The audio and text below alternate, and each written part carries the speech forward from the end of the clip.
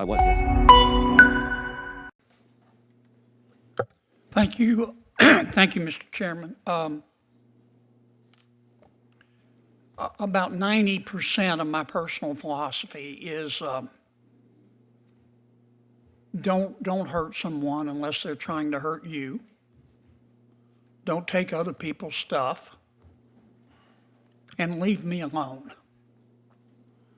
So I'm pretty libertarian when it comes to gambling. Within reason, if someone wants to gamble, they can. But I do want to ask you this, Mr. Rebuck. Can you name me one form of legalized gambling where the House doesn't have a decided advantage? The gambling industry always has the advantage, as you are correctly indicating. Okay. The point is that the consumers know that. That's, I'm sorry to cut you off. I just don't That's have what- much time. Governor Baker, the NCAA exists in part to promote fair competition in collegiate sports, does it not? Could you speak into the mic for me? Yes. Okay. A transgender woman is a biological male. Is that correct? Yes.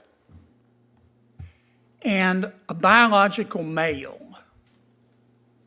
is always going to have a physical and a physiological advantage competing in a collegiate sport against a biological female. Isn't that true? There's not a lot of research on it, but it's certainly debatable. You think it's debatable? I think it's debatable. Wait, you don't think? mean with you don't no- think that a biological male has an advantage every time competing against a biological female? Is that your testimony? No, I think defined the way you defined it, yes, I would agree with you. So you agree with me? Yes. Okay.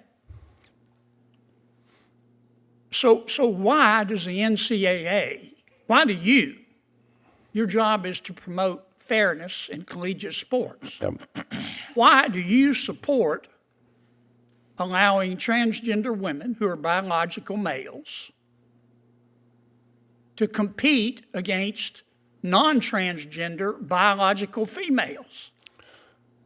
Over the course of the past 2 years, 5 federal court cases involving this question. Let me finish. 5 federal judges have all sided with participation as the standard.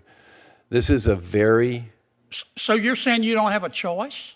I'm saying that under the current dynamic, there is not clarity on this issue legally. Well, why don't you exhibit leadership and demonstrate leadership and provide clarity?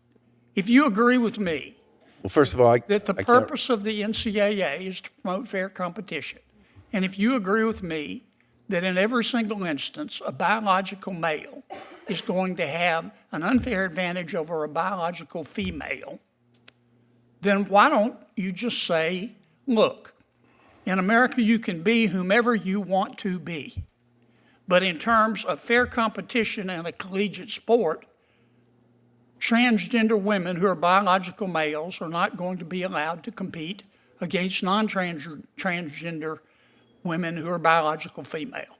Boom, done. Why don't you take that position, Charlie? Because federal courts have already taken the position that they do have the right to compete. Yeah, 5 times in the you past year and a can disagree and half. be sued. Why don't you demonstrate some leadership? I would love to work with you folks on creating clarity around this question. I'm sorry, but look, I'm sure the NCAA is a good organization. I just can't figure out what you folks are good for. I know you take in bucket loads of money and you share some of it. You make that money off the backs of these kids. Your predecessor, who was a good man, took home $2.8 million a year in salary. I'm not going to ask you what you make, but I bet you didn't take a pay cut. You take in bucket loads of money. We got problems in collegiate sports with the transfer portal and the NIL and now gambling and biological males. you allowing biological males to compete against biological females. And you folks at the NCAA don't do anything except sit there, watch, cash your checks, and suck on your teeth.